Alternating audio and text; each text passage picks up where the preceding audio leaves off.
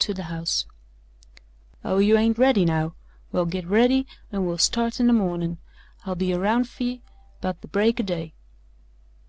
He whirled his horse with an oath. June was gone. She saw him ride swaying down the street, and she ran across to the hotel and found Hale sitting in the office with another man.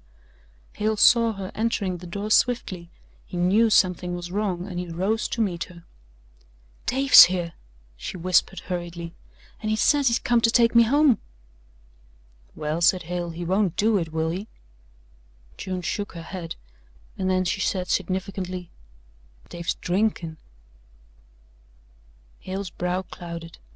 Straightway he foresaw trouble, but he said cheerily, "All right, you go back and keep in the house, and I'll be over by and by and we'll talk it over."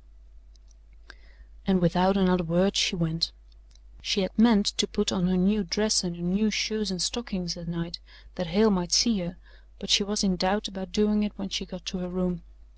She tried to study her lessons for the next day, but she couldn't fix her mind on them.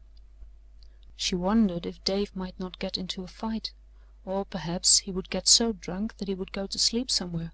She knew that men did that after drinking very much, and anyhow he would not bother her until the next morning, and then he would be sober and would go quietly back home. She was so comforted that she got to thinking about the hair of the girl who sat in front of her at school. It was plaited and she had studied just how it was done, and she began to wonder whether she could fix her own that way. So she got in front of the mirror and loosened hers in a mass about her shoulders, the mass that was to Hale like the golden bronze of a wild turkey's wing. The other girl's plaits were the same size, so that the hair had to be equally divided, thus she argued to herself, but how did that girl manage to plait it behind her back? She did it in front, of course, so June divided the bronze heap behind her and pulled one half of it in front of her, and then for a moment she was helpless. Then she laughed. It must be done like the grass blades and strings she had plaited for Bub, of course, so dividing that half into 3 parts she did the plaiting swiftly and easily. When it was finished she looked at the braid much pleased, for it hung below her waist and was much longer than any of the other girls at school. The transition was easy now, so interested had she become. She got out her tan shoes and stockings and the pretty white dress and put them on. The mill pond was dark with shadows now, and she went down the stairs and out to the gate just as Dave again pulled up in front of it. He stared at the vision wonderingly and long, and then he began to laugh with the scorn of soberness and the silliness of drink. "You ain't June, air ye?" The girl never moved. As if by a preconcerted signal 3 men moved toward the boy, and one of them said sternly, "Drop that pistol. You are under arrest." The boy glared like a wild thing trapped from one to another of the 3. A pistol gleamed in the hand of each, and slowly thrust his own weapon into his pocket. "Get off that horse," added the stern voice. Just then Hale rushed across the street, and the mountain youth saw him. "Catch his pistol!" cried June in terror for Hale, for she knew what was coming, and one of the men caught with both hands the wrist of Dave's arm as it shot behind him. "Take him to the calaboose." At that June opened the gate. That disgrace she could never stand, but Hale spoke. "I know him, boys. He doesn't mean any harm.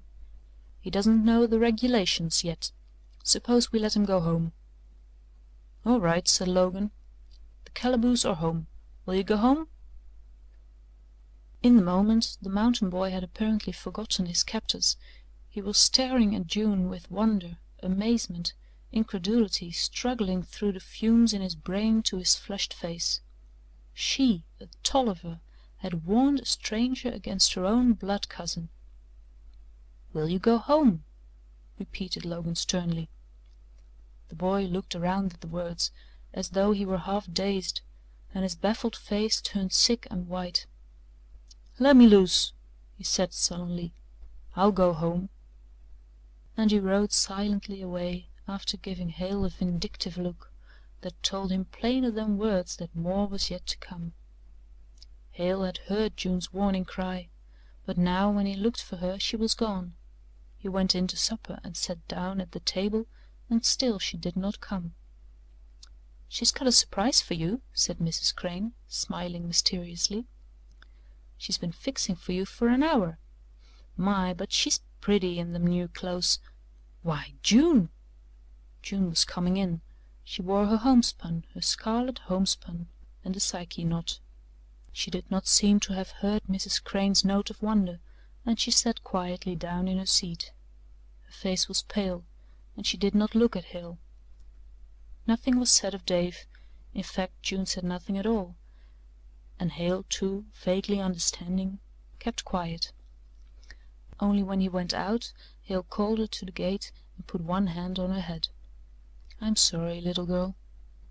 The girl lifted her great troubled eyes to him, but no word passed her lips, and Hale helplessly left her. June did not cry that night. She sat by the window, wretched and tearless. She had taken sides with foreigners, against her own people. That was why, instinctively, she had put on her old homespun, with the vague purpose of reparation to them.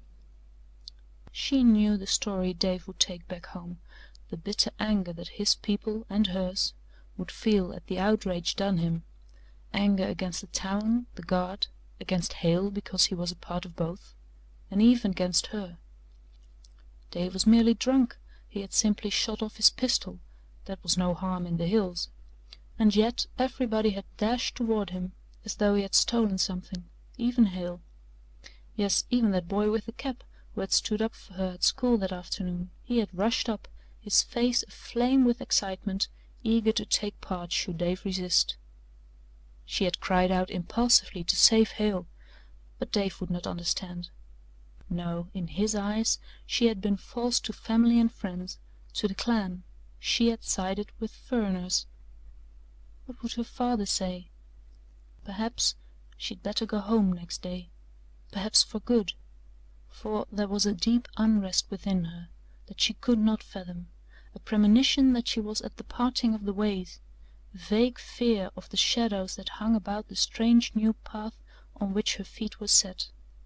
The old mill creaked in the moonlight below her. Sometimes, when the wind blew up Lonesome Cove, she could hear Uncle Billy's wheel creaking just that way. A sudden pang of homesickness choked her, but she did not cry. Yes, she would go home next day. She blew out the light and undressed in the dark, as she did at home, and went to bed. And that night the little nightgown lay apart from her in the drawer, unfolded and untouched. End of chapter 13.